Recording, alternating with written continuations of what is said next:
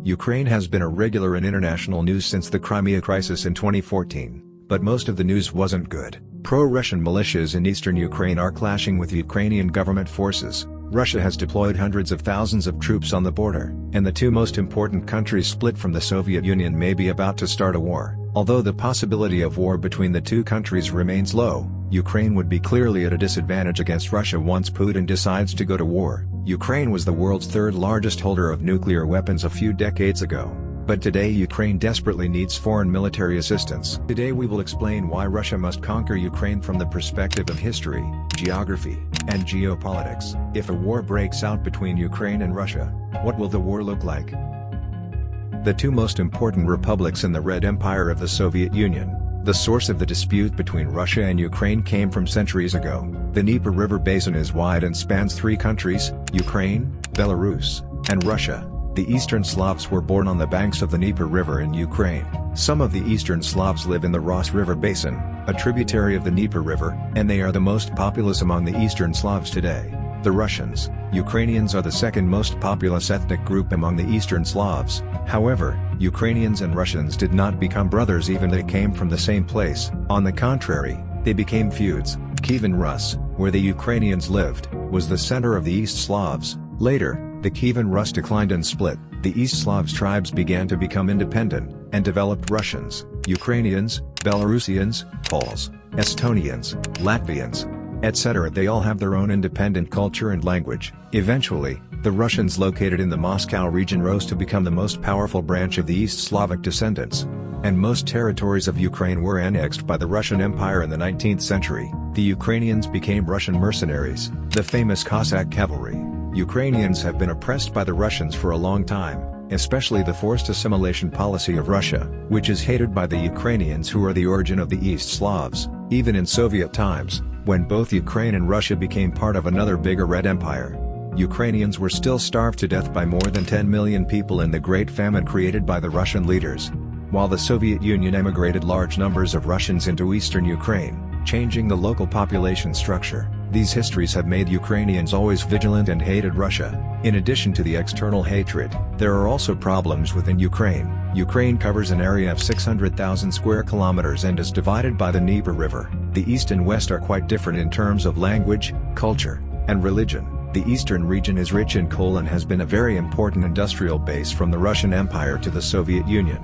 Even after the collapse of the Soviet Union, eastern Ukraine, especially the three states Kharkiv, Donetsk, and Luhansk, still are an important part of the industrial system of Belarus and Russia.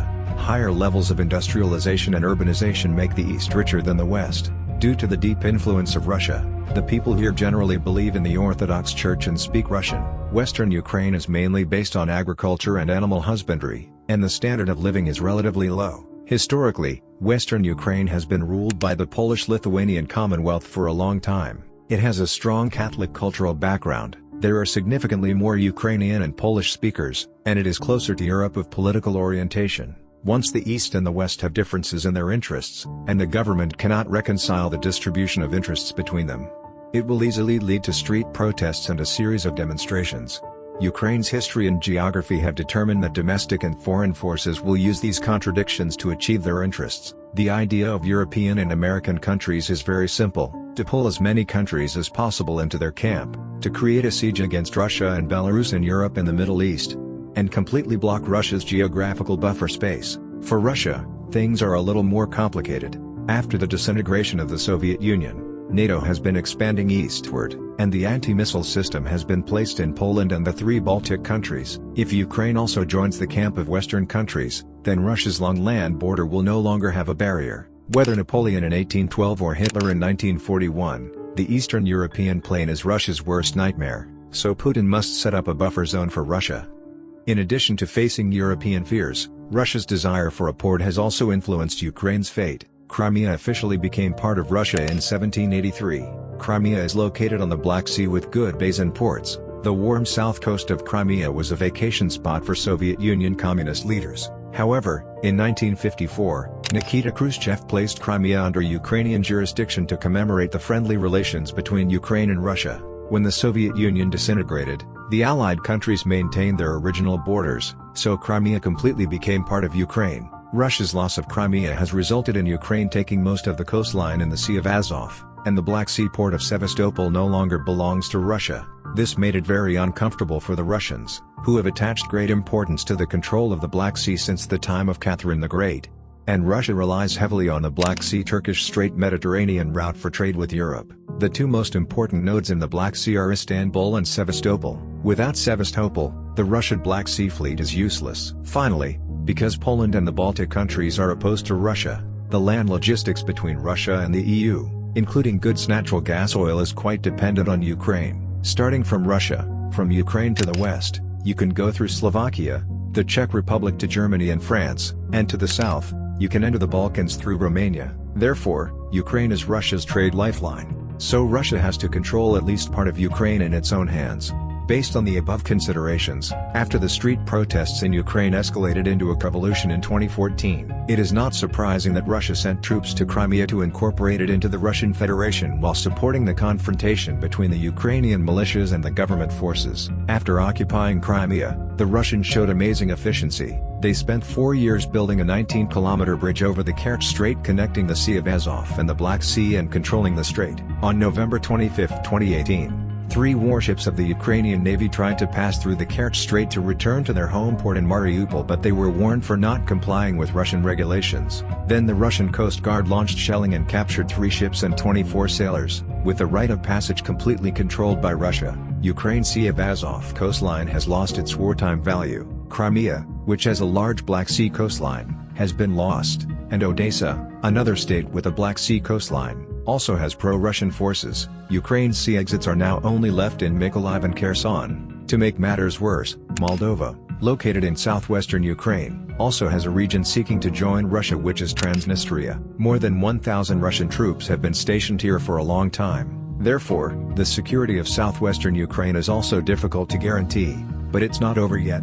Ukraine's once most loyal ally, Belarus, an important northern neighbor, is also on Russia's side. After the Ukrainian crisis broke out, Ukraine and Belarus have always maintained good relations. Belarusian President Alexander Lukashenko insisted that Crimea belongs to Ukraine and does not recognize Russia's occupation. The main reason is that Lukashenko is Ukrainian. On the other hand, after the Crimea incident, he worried that Belarus would be annexed by Russia in the name of Russian-Belarus integration. Therefore, he chose to improve relations with Ukraine, Poland, the 3 Baltic countries, the European Union, and the United States. If that's the case, the northern side of Ukraine is at least safe. However, after the 2020 Belarusian presidential election, opposition demonstrations broke out in Belarus because of Lukashenko's fraud in the election. Many European countries announced that they would not recognize Lukashenko's election. This situation forced Lukashenko to ask Putin for help again. Demonstrations were quickly suppressed after Russia intervened in Belarusian politics. Lukashenko quickly changed his foreign policy and returned to the Russian camp. On December 1, Lukashenko spoke through official channels, recognizing Crimea as Russian territory and planning to visit Crimea soon. Ukraine has been trapped in a 3-sided siege, the north, east, and south. Only the western part that bordering the European Union is slightly more stable. Since 2014, the Ukrainian government has been seeking 2 things. The first is to join the EU, to get EU subsidies. The second is to join NATO to ensure that Russia does not dare to attack. But are the guarantees of Europeans and Americans that reliable? The answer is we don't know. The United States and Europe are still struggling with the epidemic, and the relationship between Taiwan and China has become tense. Europe and the United States must pay more attention to the Taiwan Strait.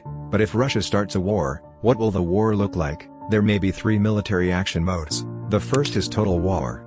If Russia intends to start a full-scale war, the army on the northern border will be the main force. With the strong support of the Air Force, 200,000 troops will attack the capital of Ukraine, Kiev, with the goal of annexing entire Ukraine. However, the probability of this model is the lowest, not only because of sanctions by Western countries but because the current number of troops on the Russian-Ukrainian border is still too small. Ukraine has a population of 44 million, and the majority of Ukrainians are hostile to Russia. Defeating an opponent and conquering a country are 2 completely different things in modern warfare, not to mention that Russia's economy is very sluggish.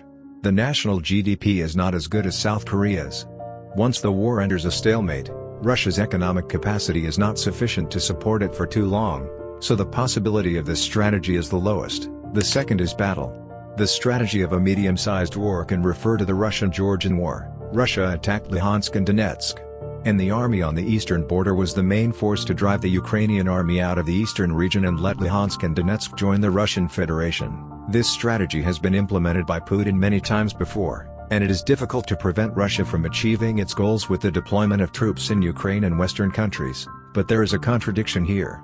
NATO has always hoped to increase its troops to Eastern Europe. If Russia invades Ukraine, this will become an excuse for NATO to increase its troops, which is contrary to Russia's overall national strategy. The third is raid.